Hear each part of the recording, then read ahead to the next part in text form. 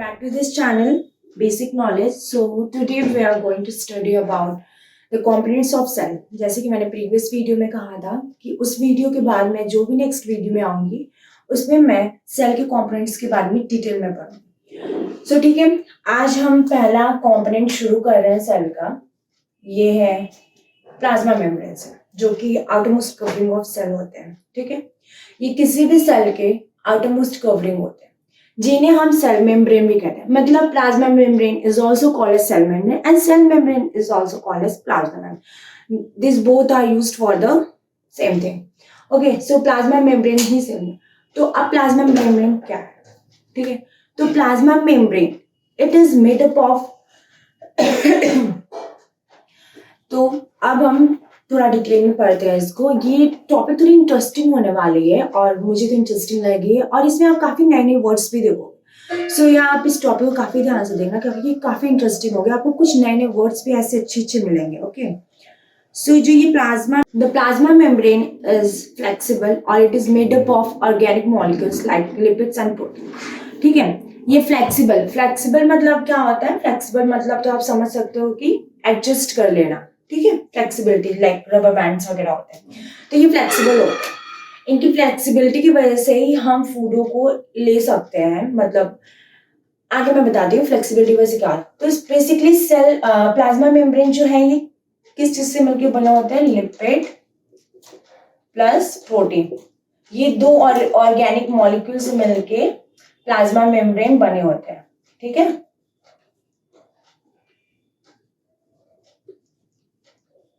ठीक है, organic molecule ये होते हैं. ये ऑर्गेनिक मॉलिक्यूल होते हैं. ठीक है, इनसे मिलके सेल में प्लाज्मा मेम्ब्रेन बने होते हैं.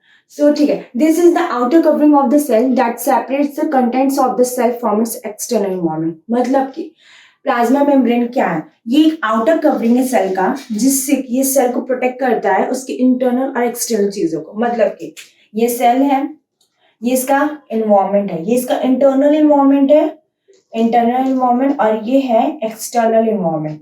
ई मतलब एक्सटर्नल एंड एनवायरनमेंट, आई मतलब इंटरनल. ठीक है, तो ये हमारा होगा प्लाज्मा मेम्ब्रेन.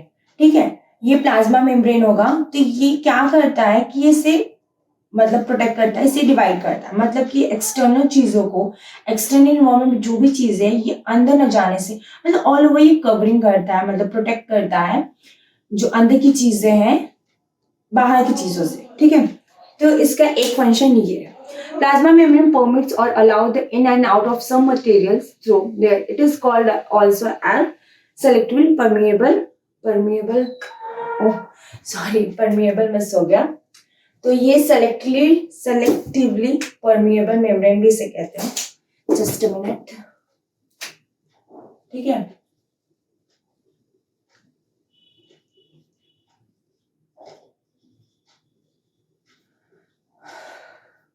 तो ये क्या करते हैं ना कि ये चीजों को परमिट करते हैं कि कौन सी चीज बाहर जानी चाहिए सेल से, कौन सी चीज सेल से अंदर आनी चाहिए, अलाउ करता है. मतलब कुछ जजमेंट करके. ठीक है, तो इसीलिए इसे हम सेलेक्टिवली परमिएबल मेम्ब्रेन भी कहते हैं. ये ऑब्जेक्टिव में भी पूछ सकता है कि which organelles is called as selectively permeable membrane, तो आप कहोगे प्लाज्मा मेम्ब्रेन. ठीक है, तो ये 2 पॉइंट्स है प्लाज्मा मेम्ब्रेन. अभी और भी पॉइंट्स है इतने ही नहीं, अभी और भी पॉइंट्स. ये वीडियो थोड़ा लंबा हो सकता है. ओके, सो इसीलिए इसे सेलेक्टिवली परमिएबल मेम्ब्रेन कहते हैं. और ये क्या करता है? कुछ सब्सटेंसेस को लाइक कार्बन डाइऑक्साइड और ऑक्सीजन. हाँ ठीक है, सेल में अब कार्बन डाइऑक्साइड और ऑक्सीजन, यहाँ पे देखिए 2 नए टॉपिक्स टर्म आने वाले हैं आपको, डिफ्यूजन एंड द ऑस्मोसिस. अब कुछ लोग कंफ्यूज होते हैं लाइक डिफ्यूजन ऑस्मोसिस सेम होता है. हाँ होता है, बट इसमें एक छोटी सी जो होती है वो उसमें डिफरेंस होती है. ठीक है, तो इसे आप सपोज डिफ्यूजन ले रहे हो, वेट अ मिनट. ठीक है, ये आपका डिफ्यूजन है, ये आपका डिफ्यूजन है और ये आपका ऑस्मोसिस है. ठीक है, डिफ्यूजन में क्या होता है? The movement of substances from higher concentration to the lower concentration. मतलब कि अगर यहाँ पे कोई substances, suppose just take an example, यहाँ पे CO2 का कंसंट्रेशन, ये CO2 कंसंट्रेशन. ठीक है, और यहाँ पे CO2 का कंसंट्रेशन है. ठीक है, CO2 CO2, ठीक है।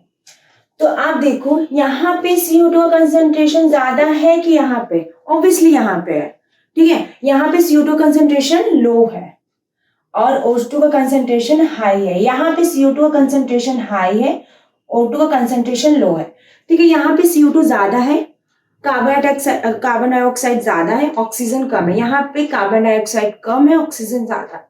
तो क्या करेगा कि यहाँ से CO2 मूव करके इधर आ जाएंगे, मतलब कि movement of substances from lower higher concentration to lower concentration, ठीक है। जहां पे मतलब बैलेंस भी कर, और कब तक सब्सटेंसेस मूव करेंगे, जब तक यहाँ पे इक्विडिटी नहीं आ जाएगी, मतलब इक्विलिब्रियम नहीं आ जाएगा, ठीक है। तब तक जब तक यहाँ की मॉलिक्यूल्स सेम नंबर में ना हो, जितने यहाँ पे मॉलिक्यूल्स से जितने नंबर ऑफ मॉलिक्यूल्स इधर है उतने नंबर ऑफ मॉलिक्यूल्स इधर, दोनों अगर सेम सेम हो गए, लाइक 30 अगर इधर है तो 30 इधर भी है, अगर 30 इधर है तो इक्विलिब्रियम आ जाता है, तो कोई भी मूवमेंट नहीं होता है। लेकिन मूवमेंट कब तक होगा, जब तक कि दोनों साइड का कंसंट्रेशन सेम ना हो जाए, तब तक सब्सटेंसेस का मूवमेंट होता है।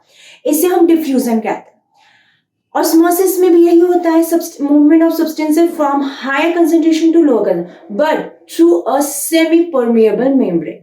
इसमें क्या था, बस सब्सटेंसेस मूव करते, लेकिन ये सेमी परमिएबल मेम्ब्रेन के थ्रू मूव करते हैं। Got it. इसमें डिफरेंस क्या है, आप सॉरी डिफ्यूजन की स्पेलिंग, सॉरी डिफ्यूजन ही होगा यार, आई ही होगा, ठीक है। तो क्या है कि इसमें डिफ्यूजन, तो इसमें क्या है, इसमें सेमी परमिएबल मेम्ब्रेन होता है, सेमी परमिएबल मेम्ब्रेन प्रेजेंट होता है, ठीक है। और इसमें सेमी परमिएबल मेम्ब्रेन एब्सेंट होता है, यही डिफरेंस है। बाकी चीजें सेम है, movement of substances from higher concentration to lower concentration, movement of substances from higher concentration to lower concentration through a semi permeable membrane, ठीक है। तो डिफरेंस यही है कि इसमें सेमी परमिएबल मेम्ब्रेन के थ्रू होते हैं और इसमें ऐसे ही होते हैं। ओके, तो ये टर्म था, ये टर्म का मैं यूज आपको बता रही हूँ। तो देखो, जब CO2 का कंसंट्रेशन हमारे सेल में, ये हमारा सेल है, ठीक है, ये सेल है, इसमें जब CO2 का कंसंट्रेशन सब जगह ज्यादा हो जाएगा, ठीक है, ऑब्वियसली CO2 तो हमारे सेल के लिए वेस्ट ही हुआ और O2 का कंसंट्रेशन बाहर ज्यादा होगा, ठीक है। CO2 का कंसंट्रेशन यहाँ पे ज्यादा होगा, O2 का मतलब CO2 बाहर कम है, अंदर O2 कम है, ठीक है। तो क्या करेंगे कि यहाँ पे डिफ्यूजन होगा। डिफ्यूजन किस चीज का होगा कि O2 हमारा बाहर आएगा, सॉरी CO2 हमारा बाहर आएगा, O2 हमारा अंदर जाएगा, ठीक है। तो इसमें क्या होगा सेल में कि जो ये हमारा O2 है, ठीक है, यहाँ पे बाहर आउटर इन्वायरमेंट में इसका कंसंट्रेशन ज्यादा है और इसका कंसंट्रेशन यहाँ पे ज्यादा है, जो CO2 है, ठीक है। तो देखो CO2 बाहर आएगा और O2 अंदर जाएगा, क्योंकि ये तो वेस्ट है, तो हमें वेस्ट चीजें तो निकालनी होगी, तो ठीक है। तो ये प्रोसेस फिर क्या होगा, ये होगा डिफ्यूजन, ठीक है। यहाँ पे हमारा डिफ्यूजन होगा, ये डिफ्यूजन के थ्रू होगा और ये प्लाज्मा मेम्ब्रेन के थ्रू होगा, इसी में डिफ्यूजन के थ्रू से ये इन और आउट होंगे, ठीक है। तो ये एक नया टर्म था जो कि बता रहा था, इसमें ये होता है। अब बाकी तो आप ये समझ चुके बाकी आप ये समझ चुके कि ऑस्मोसिस क्या होता है, ठीक है। और कुछ पॉइंट्स अगर छूट गए हैं तो मैं नेक्स्ट वीडियो में बता दूंगी, बट अभी बहुत सारे पॉइंट्स हैं, ठीक है। देखो, जैसे कि प्लाज्मा मेम्ब्रेन में जो सब्सटेंसेस एक्सचेंज होते हैं या फिर जो आते जाते हैं उनके, जैसे कि वाटर कंसंट्रेशन, ठीक है। अगर देखो वाटर कंसंट्रेशन अंदर ज्यादा है, ठीक है, वो किस पे भी डिपेंड करेगा, वो कैसे अफेक्ट होगा, उसमें डिसॉल्व मटेरियल से भी अफेक्ट होगा, ठीक है। देखो ऑस्मोसिस के थ्रू हमारा, देखो डिफ्यूजन क्या है, वो गैस मतलब ऑक्सीजन और CO2 का जो एक्सचेंज होगा वो डिफ्यूजन होगा। अब वाटर कैसे एक्सचेंज होता है, वाटर कैसे आता जाता है, अगर वाटर बाहर अंदर कम है तो फिर बाहर कैसे जाएगा, अंदर ज्यादा है तो बाहर कैसे आएगा, वो ऑस्मोसिस के थ्रू होते हैं, ठीक है। अच्छा, यहाँ पे 3 टाइप के सॉल्यूशन होते हैं, आप जानते होंगे, हाइपोटोनिक एंड आइसोटोनिक, ठीक है। यहाँ पे 3 टाइप के सॉल्यूशंस होते हैं। आई नो वीडियोस थोड़े लंबे जा रहे हैं, but this all points are just important point, ठीक है। 3 टाइप ऑफ सॉल्यूशन बताते हैं अभी सारे, बहुत ही इजी है ये टॉपिक, मुझे काफी इजी लगा, जो अभी मैं बता रही हूँ तो और भी हलवा है, एक बार में समझ में आ जाएगा। देखो, तो 3 टाइप ऑफ सॉल्यूशन होते हैं यहाँ पे, हाइपोटोनिक, हाइपरटोनिक, आइसोटोनिक, ठीक है। Hypotonic, hypertonic and isotonic. तो just give me a minute. देखो इसमें क्या होता है, हाइपोटोनिक में क्या होता है कि जब हमारा वाटर कंसंट्रेशन, देखो देखो जब मीडियम में, मतलब हमारा ये सेल होगा एक, ये हमारा सेल होगा, ये हमारा एक्सटर्नल मीडियम, ठीक है।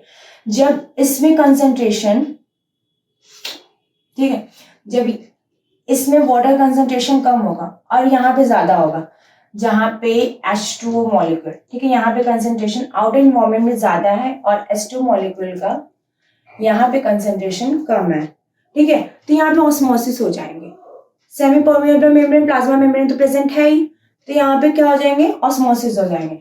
क्या हो जाएंगे कि जो ये H2O है ये अंदर जाएंगे इसके मॉलिक्यूल, मैंने क्या कहा था, ये higher concentration to lower concentration balance करने के लिए, तो यहाँ पे वाटर ज्यादा है तो ये यहाँ से सेल में जाएंगे, फिर सेल क्या होगा, सेल स्वेल हो जाएंगे, ठीक है।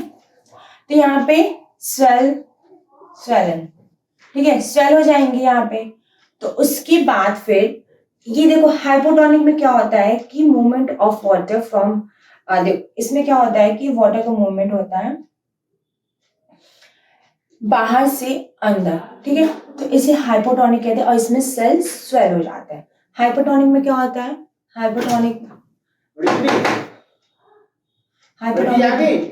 में क्या होता है कि अगर ये हमारा सेल है और इसका एक्सटर्नल ये इन्वायरमेंट है और ये इंटरनल इन्वायरमेंट है, ठीक है, तो इसमें क्या है कि इसमें हमारा अगर ये डाइल्यूट है, मतलब सॉरी जो एक्सटर्नल इन्वायरमेंट है ये डाइल्यूट है, मतलब यहाँ पे वाटर कंसंट्रेशन ज्यादा है और ये कंसंट्रेटेड है, मतलब यहाँ पे वाटर कंसंट्रेशन कम है। तो इस कंडीशन में क्या होता है कि वाटर हमारा जो क्या है कि एक्सटर्नल इन्वायरमेंट से इंटरनल इन्वायरमेंट मतलब सेल में मूव करता है। यहाँ पे H2O हमारा कम है और यहाँ पे H2O हमारा ज्यादा है, तो इस कंडीशन में हमारा H2O अंदर जाता है, इस कंडीशन में क्या होता है, हाइपोटोनिक। हाइपोटोनिक और इसमें क्या होता है, हमारे सेल फिर स्वेल हो जाता है, स्वेल अप मतलब फूल जाना, ऑब्वियसली पानी अंदर जाएगा तो। अच्छा इसका एक गुड एग्जांपल और रेजिन है, आप रेजिन को पानी में डिप करो, then after some hour you will notice कि रेजिन हमारा फूल गया है, ऐसा श्रिंक रहता है, सुकड़ा सा रहता है, बट वो फूल जाता है, क्यों, क्योंकि उसमें क्या होता है ना कि उसमें शुगर की कंसंट्रेशन ज्यादा होती है, अब बाहर का इन्वायरमेंट उसको डाइल्यूट में रहता है जिसमें कि शुगर कंसंट्रेशन बहुत कम होती है, वाटर कंसंट्रेशन ज्यादा होती है, तो उसमें ऑस्मोसिस होता है, उसमें ऑस्मोसिस होता है कि वाटर फिर रेजिन मतलब किशमिश उसमें फिर जाता है, ठीक है, तो फिर वो फूल जाती है। इसी तरीके से सेल में भी ऑस्मोसिस हुआ, वाटर बाहर ज्यादा था और सेल में कम था, तो वाटर हमारा बाहर से अंदर गया, ठीक है, अंदर गया तो फिर सेल स्वेल हो जाता है, इससे हम हाइपोटोनिक सॉल्यूशन कहेंगे, ठीक है। फिर हाइपोटोनिक में क्या होगा, जस्ट अपोजिट होंगे। हाइपोटोनिक में हमारा ये सेल होगा, ये इसका एक्सटर्नल इन्वायरमेंट, ठीक है, यहाँ पे H2O का कंसंट्रेशन ज्यादा रहेगा, मतलब कि सेल के अंदर का इन्वायरमेंट कंसंट्रेटेड रहेगा, सॉरी ये मतलब कि ये डाइल्यूट रहेंगे, इस बार ये डाइल्यूट रहेंगे और ये कंसंट्रेटेड रहेंगे, यहाँ पे कंसंट्रेटेड इन्वायरमेंट रहेगा, ठीक है, यहाँ पे H2O का कंसंट्रेशन कम रहेगा और यहाँ पे H2O कंसंट्रेशन ज्यादा रहेगा, ठीक है। तो इस कंडीशन में क्या होगा कि H2O हमारा ऑस्मोसिस होगा, तो ऑस्मोसिस ही होंगे इसमें भी इसमें सब ऑस्मोसिस ही होंगे, लेकिन क्या है कि इस बार वाटर सेल से बाहर आएगा, सेल से इंटरनल इन्वायरमेंट से एक्सटर्नल इन्वायरमेंट, सेल से बाहर आएगा तो सेल क्या होगा, श्रिंक हो जाएंगे, देन सेल क्या होगा हमारा थोड़ा श्रिंक हो जाएंगे, ठीक है। श्रिंक मतलब सिकुड़ जाना, जब ऑब्वियसली उसमें से पानी निकल जाएगा तो फिर श्रिंक हो जाएंगे, तो इस कंडीशन में क्या होता है कि हमारा सेल श्रिंक हो जाते हैं, ठीक है। तो ये हमारा हाइपोटोनिक सॉल्यूशन में होता है। किसमें होता है ये हमारा हाइपोटोनिक में। हाइपोटोनिक में क्या होता है कि सेल का जो सेल होता है जो उसमें वाटर कंसंट्रेशन ज्यादा होता है। अब बाहर का कंसंट्रेशन, बाहर का एक्सटर्नल एनवायरनमेंट में वाटर कंसंट्रेशन लो होता है, जिसकी वजह से सेल के अंदर से पानी बाहर आता है, जिसकी वजह से सेल हमारा श्रिंक कर जाता है। श्रिंक कर जाता है मतलब सिकुड़ जाता है, उसी को हाइपोटोनिक सॉल्यूशन कहते हैं। अब आइसोटोनिक में क्या होता है? आइसोटोनिक में कुछ नहीं होता है, उसमें कोई भी वॉर्मेंट नहीं होता है, उसमें movement of molecules, movement of water same amount, मतलब इसमें इक्विलिब्रियम होता है। इसमें जो सेल है इसका भी कंसंट्रेशन इक्वल होता है एक्सटर्नल में। यहाँ पे भी जितने वाटर मॉलिक्यूल्स अंदर भी होते हैं, मतलब अगर एक वाटर मॉलिक्यूल्स बाहर आ रहा है तो दूसरा अंदर जाएगा, मतलब इक्विलिब्रियम होता है। आप देखो नेट वाटर मॉलिक्यूल एक्सचेंज, ठीक है। कोई वाटर मॉलिक्यूल नहीं आते, इसमें इक्विलिब्रियम में रहता है। इसमें क्या होता है? सेल हमारा स्वेल हो जाता है, ठीक है। एक मिनट। सेल स्वेल हाइपोटोनिक में, और इसमें सेल श्रिंक, फिर नो नेट मूवमेंट, ठीक है। इसमें कोई वाटर मूवमेंट नहीं होता क्योंकि इनका जो कंसंट्रेशन होता है, अंदर जो सेल का कंसंट्रेशन होता है और बाहर जो सेल का दोनों सेम होता है, ठीक है। तो ये था प्लाज्मा मेम्ब्रेन, प्लाज्मा मेम्ब्रेन के बारे में। ये हमने बेसिक नॉलेज आई नो। ये देखो जो छोटे बच्चे हैं लाइक 7 जो फर्स्ट टाइम सेल पढ़ रहे हैं उनके लिए ये काफी हेल्पफुल है। बाकी जो 12th लेवल 11th लेवल के उस लेवल पे मैं अभी आऊंगी, बट ये अभी बेसिक नॉलेज है जो कि अगर हम सेल के बारे में जानना चाह रहे हैं तो ये काफी सफिशिएंट मोर देन है। तो ठीक है, ये प्लाज्मा मेम्ब्रेन के आगे बारे में था। अगर कुछ पॉइंट्स मुझसे मिस हो गए होंगे तो मैं नेक्स्ट वीडियो में शेयर कर दूंगी। सो टिल देन आप मेरे वीडियोस देखो एंड कमेंट्स में बताइएगा कि अगर आपको किसी और टॉपिक पे वीडियोस चाह रहे हैं। So thank you everyone.